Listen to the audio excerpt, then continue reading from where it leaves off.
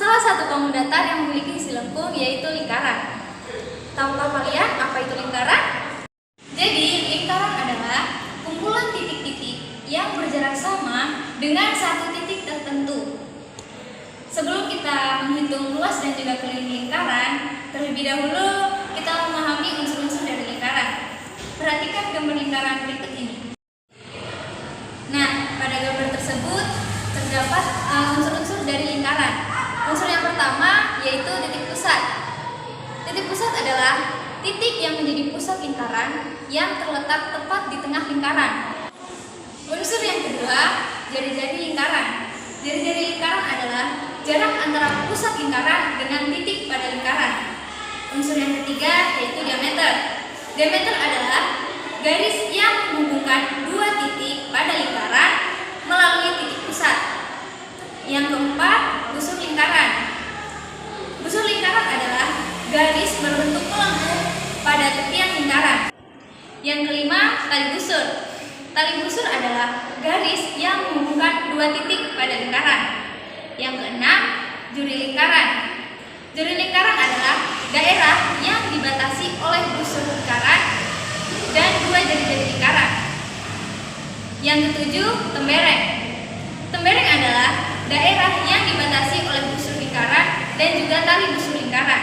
Yang kedelapan, yaitu apotema. Apotema adalah garis yang menghubungkan titik pusat dengan tali busur, atau dengan kata lain, dia tegak lurus dengan tali busur. Nah, sekarang yuk kita pelajari bersama-sama rumus keliling dan rumus luas lingkaran. Yang pertama adalah keliling lingkaran. Keliling lingkaran adalah busur terpanjang pada suatu lingkaran. Kita dapat menggunakan dua cara untuk menghitung keliling lingkaran, yaitu cara yang pertama, jika diketahui jari-jarinya, atau cara yang kedua, jika diketahui diameternya. Nah, berikut ini adalah rumus dari keliling lingkaran. Dari gambar tersebut, terdapat dua rumus untuk mencari keliling lingkaran. Rumus yang pertama yaitu jika diketahui jari-jari lingkarannya. Dengan rumus keliling sama dengan 2 kali pi kali jari-jari.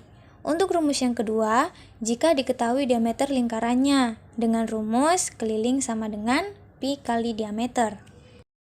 Nah, rumus yang tadi itu jika diketahui jari-jari dan juga diameter lingkarannya. Namun, jika yang dicari adalah jari-jari lingkaran dengan diketahui keliling lingkarannya, maka berlaku rumus sebagai berikut, yaitu jari-jari sama dengan keliling per 2pi. Kita masuk pada satu contoh soal. Sebuah lingkaran berjari-jari 10 cm. Keliling dari lingkaran tersebut adalah...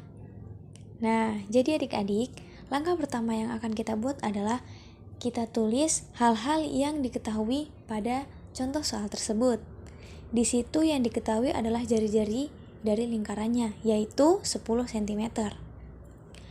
Lalu setelah itu kita lihat yang ditanya itu apa. Nah, pada soal yang ditanya adalah keliling dari lingkaran tersebut. Maka kita masukkan rumus dari keliling lingkaran yang diketahui jari-jari lingkarannya, yaitu rumusnya keliling sama dengan 2 dikalikan dengan pi dan dikali dengan jari-jari. Dapat kita tulis yaitu sama dengan 2 dikali dengan nilai pi yaitu 3,14 dan dikali dengan jari-jari yaitu nilainya 10. Maka hasilnya sama dengan 62,8 cm. Jadi, keliling dari lingkaran tersebut adalah 62,8 cm. Kita lanjut dengan luas lingkaran. Luas lingkaran dapat dihitung dengan menggunakan jari-jari lingkaran.